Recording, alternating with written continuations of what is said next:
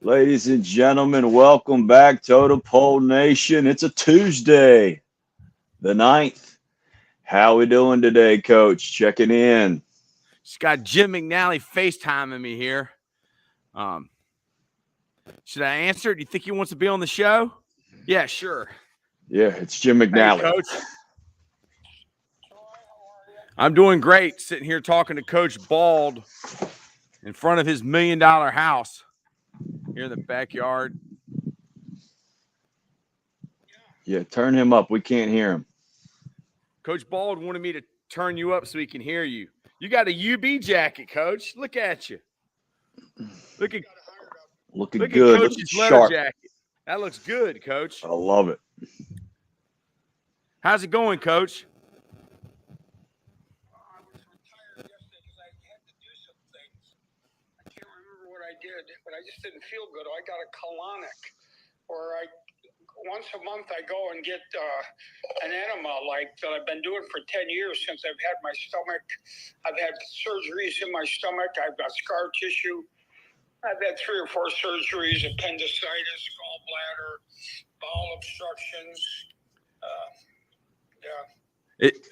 So is that hereditary, or is that by your diet or stress, or what caused that, Coach? I don't know. It's just what causes when you have to have your appendicitis out. You just have appendicitis. Yeah. I think my mom had appendicitis before when she was living, you know. Yeah, but mine burst, so they had to cut me open. They cut everything open, took everything out, put it on a table. Then I had to be on a PICC line at home where they put in a PICC line with antibiotics for a month. Then I have something called pelvic floor dysfunction. I've had bowel obstructions. Yes. So what advice could you give people out there? Is it something you can eat to, prevent any of these? The best diet is a diet they call alkaline diet. There should be, if they just looked up alkaline, ALKALINE, and you're supposed to be about 70-80% alkaline. You could be like about 20% shit food. Yeah. 20% bad stuff, 80% good. Yeah. Just you Google it right now. You can do it. All right, alkaline diet. Coach Bald, are you familiar with the alkaline diet? No, I'm not, but that 80%, 20% is kind of my motto as well. I try to eat, at least 5-6 days really clean. And then, usually Monday is when I have that burger. But yeah, I didn't even have the burger yesterday. So the protein doesn't hurt you as much as the sugar and the carb. Yeah, so alkaline diet foods is spinach, vegetables, broccoli, tomato, tofu, apricots, eggs, grain, almonds, avocados, celery, fruits, cucumbers, apples, asparagus, green beans. So basically, it's like a caveman. I mean, there's nothing there that doesn't grow. throw some chicken in that. I don't see chicken on here, Coach Bald. Well, that's where I would be. I would have chicken and all that good stuff, man, and you'll be a good camper. You'll be a happy camper. Don't eat the candy bars or the cookies or the cakes or the alcohol is very acidic. Okay, well, I'll tell you what to do. Just Google acidic foods, ACIDIC. You're gonna have to turn him up. I can't even hear him. 20%. Or get him closer. ACIDIC. Acidic foods. You only need to be eating 20% acidic foods. And the acidic lemon juice, limes. Yeah, but that's bullshit. A lot of health benefits to lemons and lime juice, But they turn alkaline. but from actual lemons and limes. Good for you. So that's whatever site you got is not right. Lemons, limes, grapefruits are sour, but when they hit your stomach, they turn right to alkaline. So this is something that your daughter is expert in. No. She's not. No. Oh, See this right here, Coach? Look at this. So you just put the combination alkaline acidic diet. Put them both together, and it'll come up with a whole list, and it'll say these are alkaline, these are acidic. I'm seeing gummy bears. I'm seeing cookies, potato chips. Oh boy. That's the stuff you don't need to be eating. Pizza, Yeah, amen.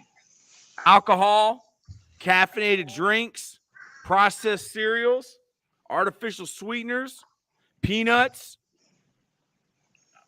Peanuts give me a stomach ache, but they're good.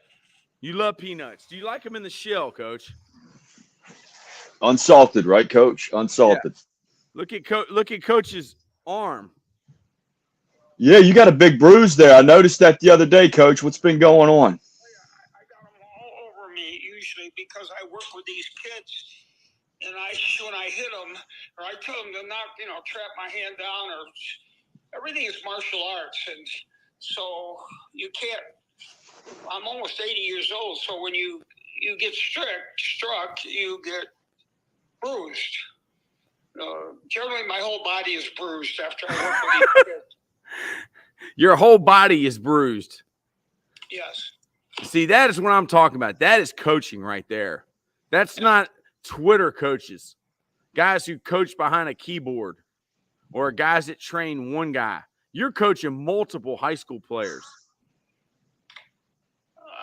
Yes, I am. I'm coaching 25 now, and I'll tell you, if you Google a kid named Marcus Harrison, okay, St. Francis High School. I don't know if high school kids are on Google. I mean, I know they have a YouTube. Probably a Twitter. My wife's leaving. I think she's whatever. Marcus, M-A-R-C. Marcus Harrison, St. Francis High School, Buffalo, New York. See what comes up. That's that big, huge kid? Mm-hmm. Marcus Harrison. Is that the 6'8" kid? Yeah.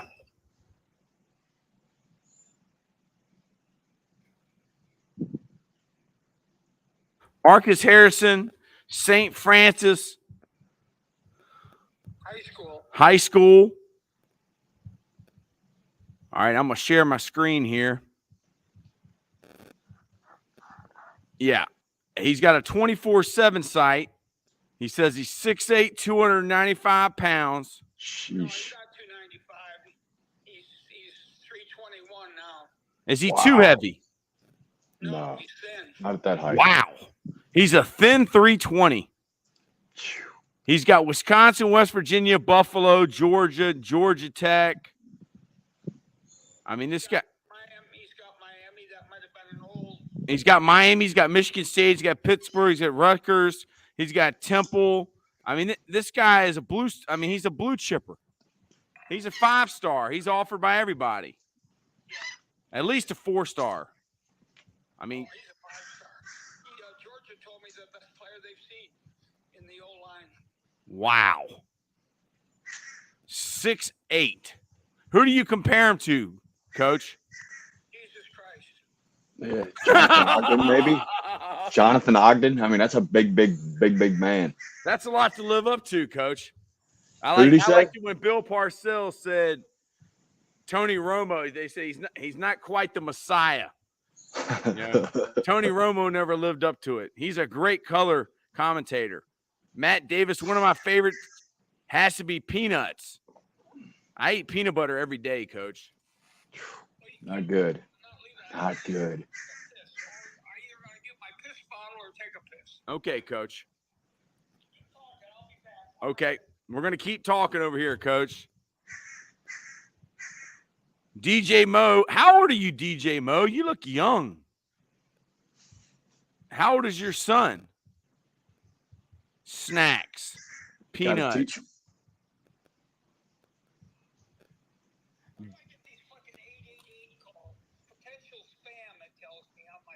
Yeah, just Oh, I'm just going to decline it. Yeah, you probably got all kinds of spam calling you and stuff. But I paid for something that blocks robocalls. Yeah, well, it must not be doing it. At least it tells me. Yeah. Jim Tim says, Coach McNally, you should join my workouts. Well, he's in. What do you? How far is Rochester from Buffalo? 60 miles. 60 miles. Jim Tim, where do you work out at? Where do you work out at? Coach McNally works out. What's the name of the place you work out, Coach McNally? I work out at the new word for LA Fitness is called Esporta. They changed their whole name of their chain. Oh, fuck. My workout place is only 4 or 5 miles away. I can't go 60 miles, for Christ's sakes. Well, Jim Tim, I'm challenging you that you cannot hang with Coach McNally in a workout. And if you go work out with Coach McNally, you drive that hour, all right, to work out with Coach McNally. I need video proof. Coach Jim Tim says he can hack squat over 1,000 pounds. Coach McNally will run him through the ringer. I'm almost 80 years old. I used to fucking lift weights. I used to bench 450. I don't do anything now, but do my own body weight. I only do chin-ups, pull-ups. I only do the rower. I don't touch those fucking machines. They hurt me. I mean, they hurt my shoulders. They hurt everything. And when were you benching 450, Coach? Probably when I was in college. When you were playing at Buffalo, you were benching 450. That is impressive. No, maybe I did more at one time. At 180 pounds. I mean, you were at 200 pounds? No. I wasn't 180 pounds. What was the most you weighed? 20 pounds. You were 220, and you were benching over double your body weight. Yes. Jim Tim, have you ever benched 450 pounds? Coach McNally's got a 450. Yeah, but that was in 1963 when we just had to keep piling the weights on the bar because we didn't have those highfalutin weights. You know what I mean? We had the old fucking plates,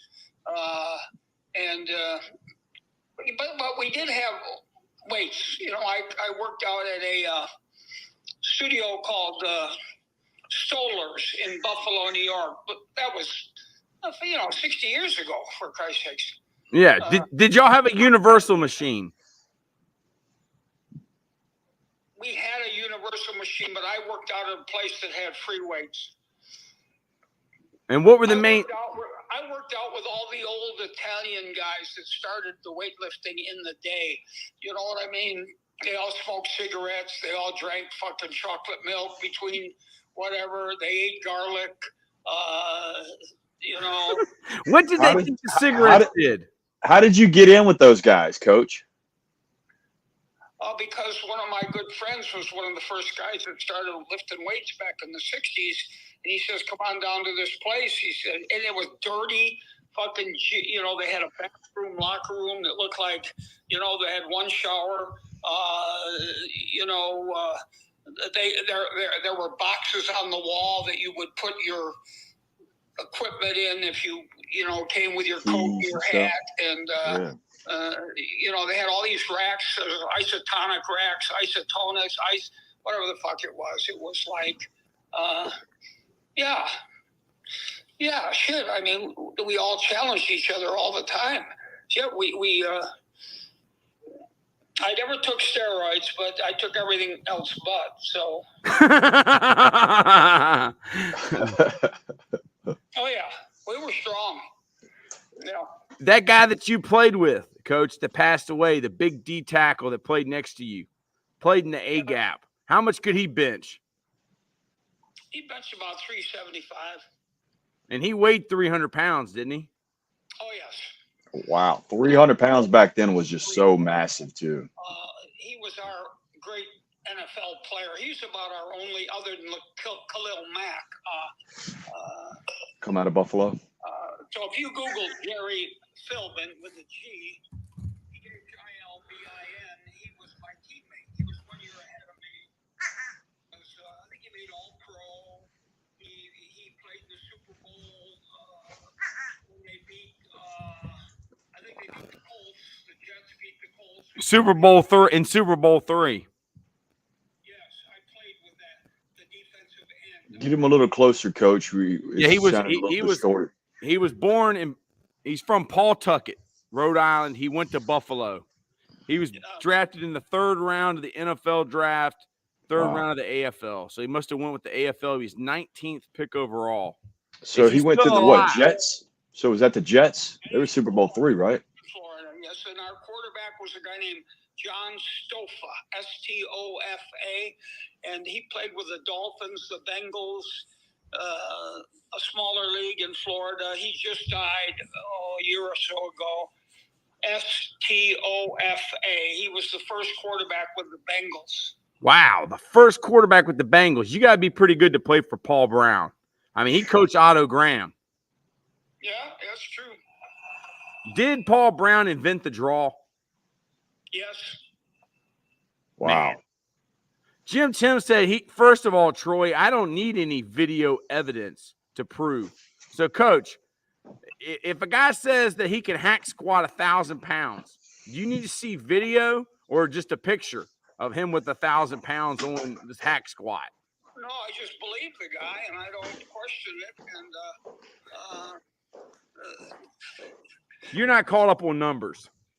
No, I'm not caught up. And the thing about it is, like Scott Peters, he doesn't even believe in the bench. Yeah. And I said for years I was doing this fucking bench press, and it wasn't even good for offensive linemen.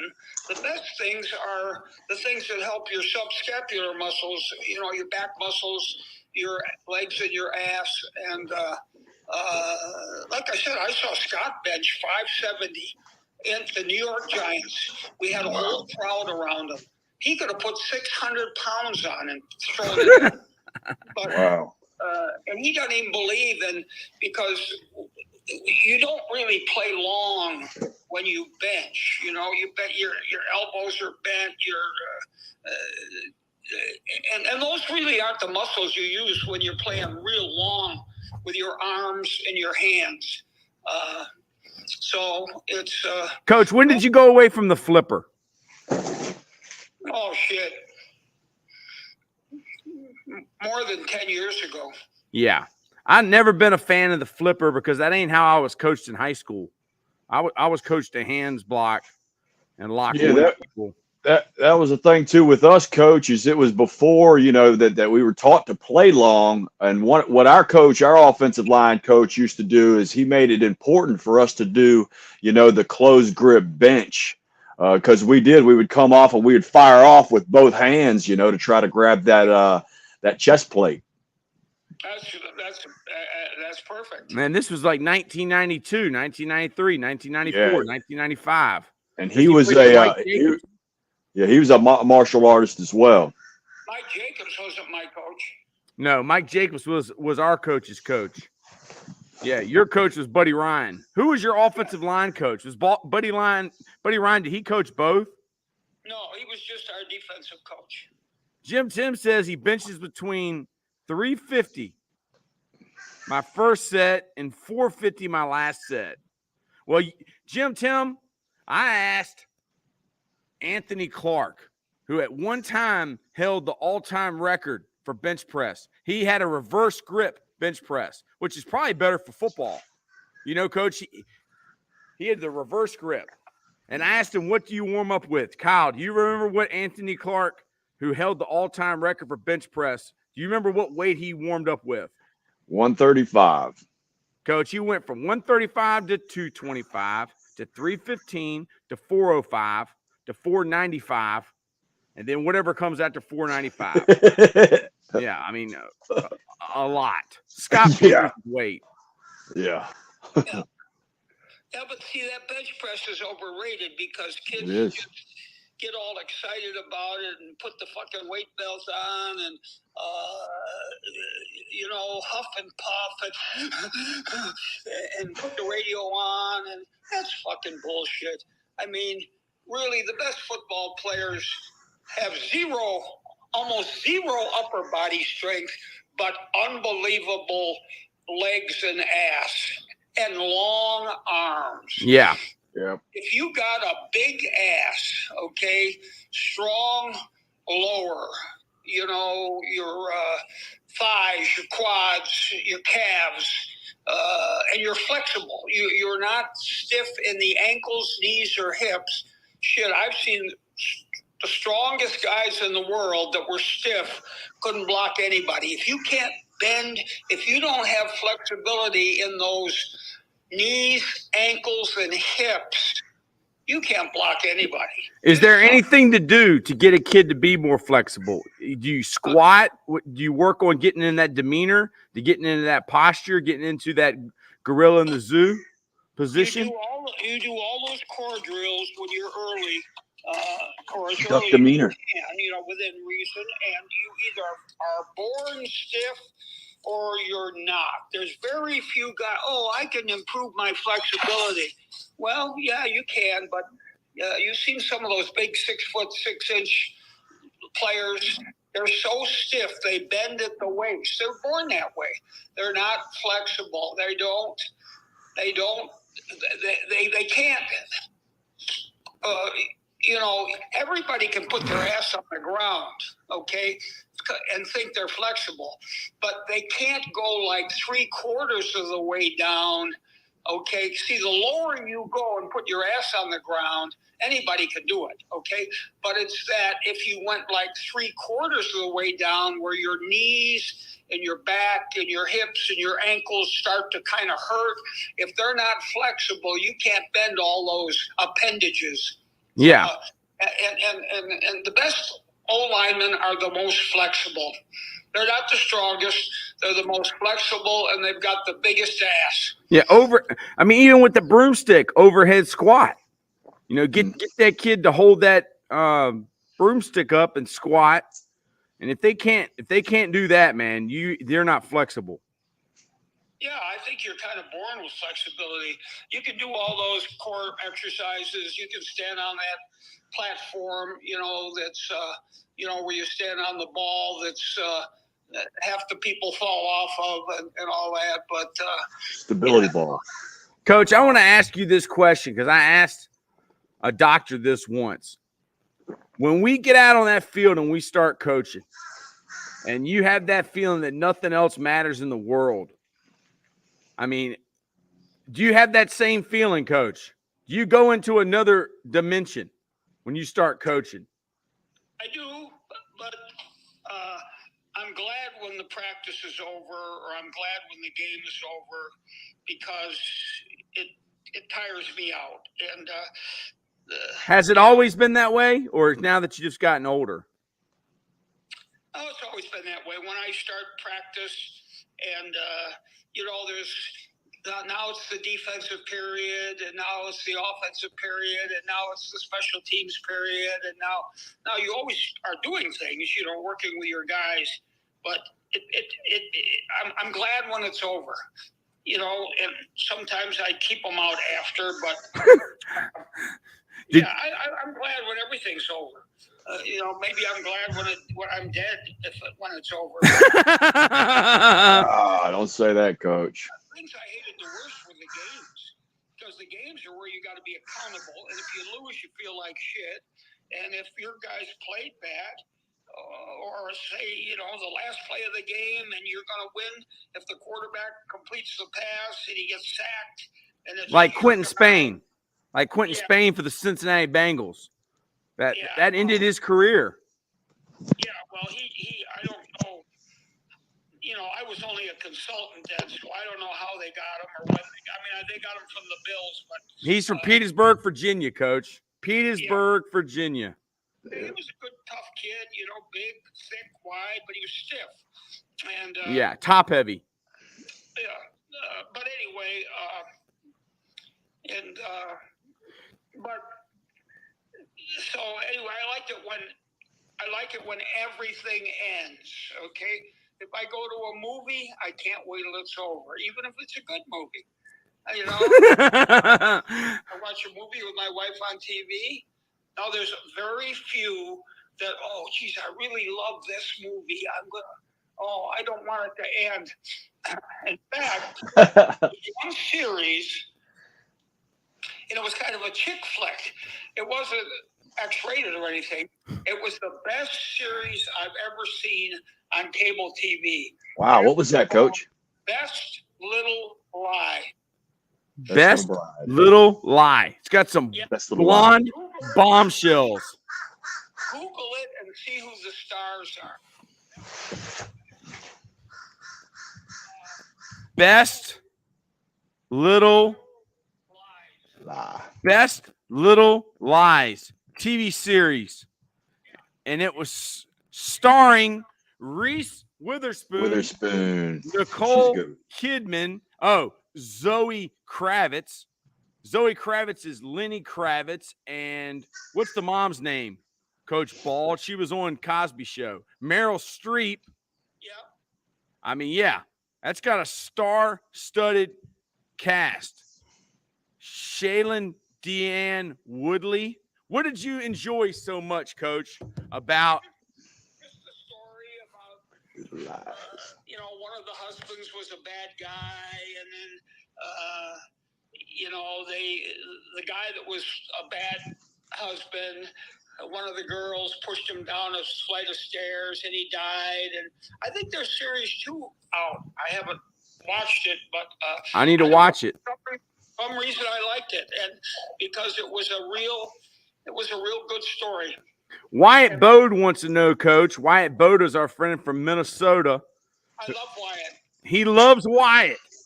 Wyatt, I hope you can rest your head tonight on your pillow and know that Coach McNally likes you. Favorite part of playing ball, the games or practice? What is I think you already answered that, but Wyatt. Hey, Coach, I'm going to have to run, my man. You guys got this. Y'all have a great morning. Yeah. Coach Bald's got to go to work, Coach. They got a big, heavy hitter coming to St. Pete Rejuvenate. Thank you, Coach. See you guys later.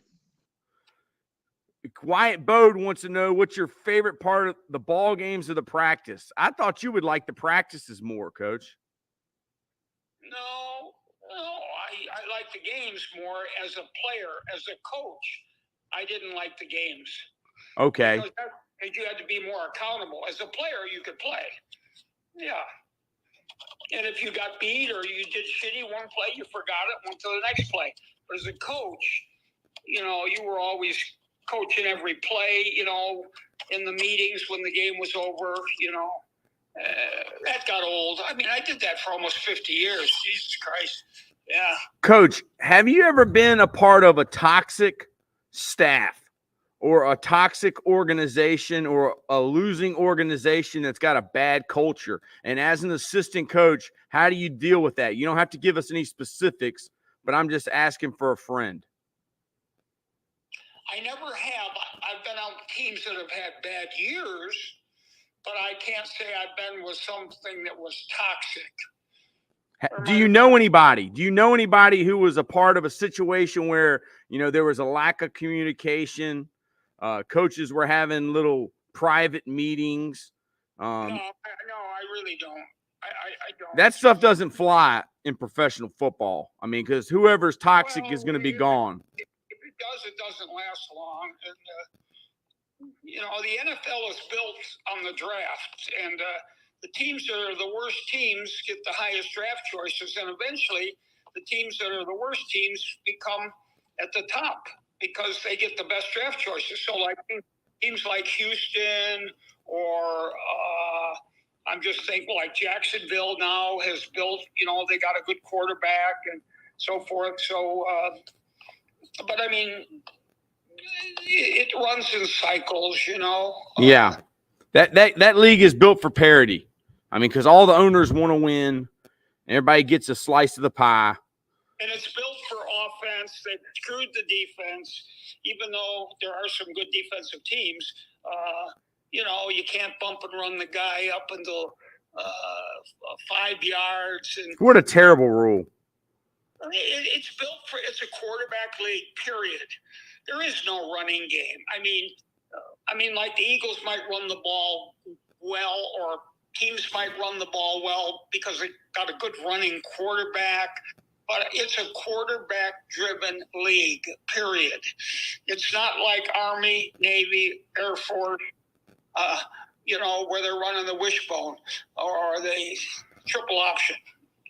You know, I was seeing on Twitter, Bill Yeoman, is that his name, Coach? Invented the veer, is what they were saying. But he did not invent triple option football because they were running the wishbone before the Houston veer, right, Coach? I don't know. I think it was all about the same time. I think Bear Bryant, you know, was running the wishbone. Bill Yeoman was running the veer. The same shit. Just the Houston veer was two backs in the backfield, and you know, the inside triple option was the backs were split, and the other guy was a pitch guy, and the quarterback, he might have read the tackle, he could have read the end, you know, because they would read the inside veer and outside veer. They'd have a pitch man, then they just have a dive. So I mean, I don't remember really who invented all of those things. I think Pepper Rogers at UCLA was one of the first guys also that was involved with the wishbone. Jim Tim wants to know, Coach McNally, how do you teach the offensive center to use both hands, his stronger and weaker hand while snapping? Well, today, if I were to do it, not that I did it before, because, you know, I haven't been the line coach for the last 10 years. I've been a consultant. I would put two hands on the ball, and whichever side the shaded nose was on, I would take that hand off and snap the ball with the other hand. Now, they wouldn't know which way I'm going, but I don't like the nose guard offset to the center snap hand. So I'd put two hands on the ball, I'd tip the ball up on end on its point, just like a picture I showed of me doing it in high school. And whichever side the shade is on, I would take that hand off and snap it with the other hand. But I would snap it end over end so the quarterback wouldn't have to change his hands. So there you go, Jim Tim. We have any other questions for Coach McNally? Put them in the chat. I didn't call you to be on this fucking podcast. Yeah, Coach. Yeah, but I had Coach Bald on here. Hey, Totem Pole Nation, we love you. Sponsors, Cultivate Wellness, Saint Pete Rejuvenate, you're the best. Coach Bald had a big day at Saint Pete Rejuvenate. He might have one of these guys from Buffalo coming down there, one of these big money guys. All right, so I'll hit y'all up later. See you, Totem